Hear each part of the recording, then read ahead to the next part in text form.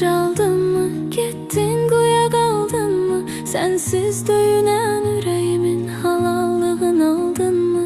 Həsrət elə bir dərddir, çəksən ürəyin nədir? İllərlə ayrı qalmışıq, qovuşmağımız şərtdir. Gəl bircə olaq biz, gəl tez gəl, qayıdıb tez gəl. Bəsdir, yetər artıq məni incitmə.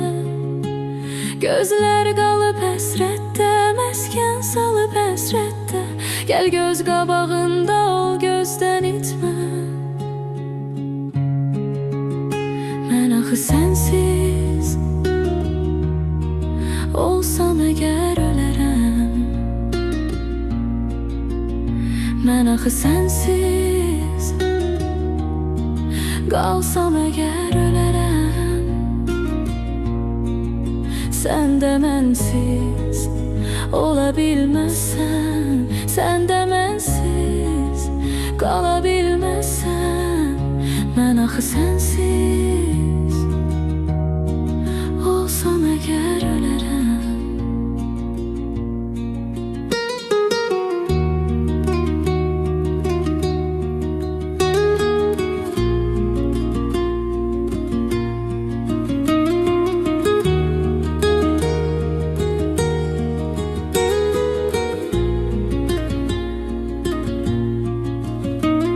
Gözlər yaşarıb nəmdi, ətrafım kədər qəmdi. Tənhalıq vəfalıdır, səndən dostluğu möhkəmdi.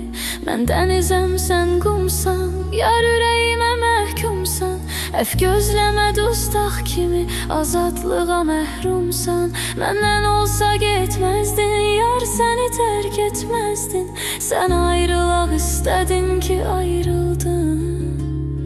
Ayrılandan da sensiz bir gemiyem, yelkensiz. Üzdükçe üzüp qayalara çırpıldım. Mən axı sensiz olsam əgər ölərəm. Mən axı sensiz qalsam əgər ölərəm. Sən də mənsiz ola bilməzsən, sən də mənsiz qala bilməzsən. Mən axı sənsiz olsam əgər ölərəm.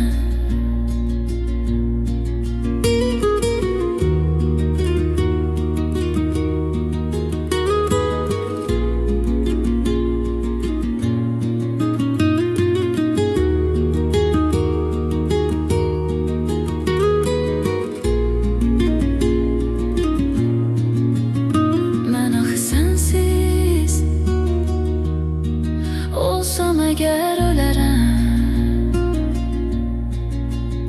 Mən axı sənsiz qalsam əgər ölərəm. Sən də mənsiz ola bilməzsən, sən də mənsiz qala bilməzsən.